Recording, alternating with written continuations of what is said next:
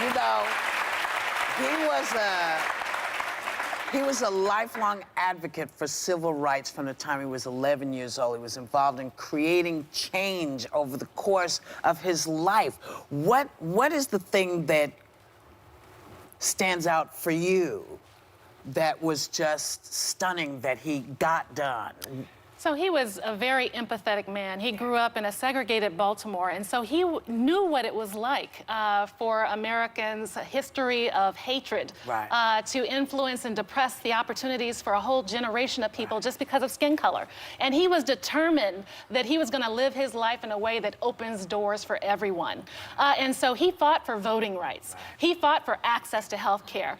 He fought to make sure that our democracy was left intact for generations in the future.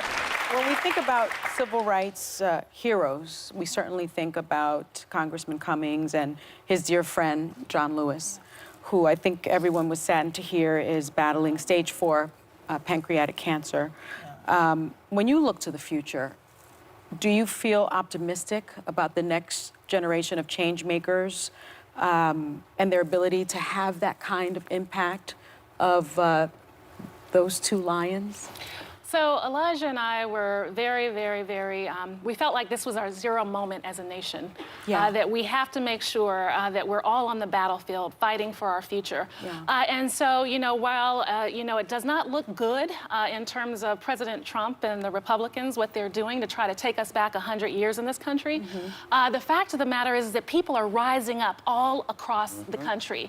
They are saying that we will not be oppressed. You will not take our democracy away from us. So we have hordes of women who are running, you know, to take office. We have young people who are standing up and speaking out. And so I'm a part of that vanguard of people who are seeking to build on the legacy left by Elijah Cummings. And I'm actually working to run for Congress myself. Good. So Congressman Cummings, actually, he remained formidable until the very end, this man. He was just incredible. Just that clip that we just saw of him, the passion that he brought to the job, you know. You don't see it a lot. And that voice. And that voice. It got me from the very beginning. So he chaired the House Oversight Committee and was one of the leaders of the impeachment effort against Trump, which Trump did not appreciate. He was vicious to him about Baltimore. I mean, I'll read you. He said he characterized Cummings' Baltimore-based congressional district as a disgusting rat and rodent-infested mess where no human being would want to live. How did Elijah take that? I mean, you say he wasn't afraid of him, and he was tough as nails. Did it hurt him?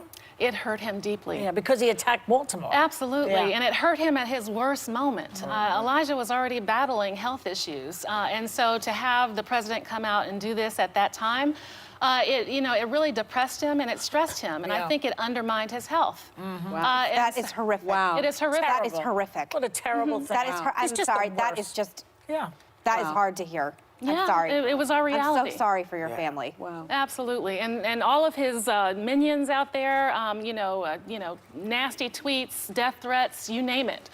We were going through it. It's just hard to hear. I'm deeply sorry. It's very hard to hear that.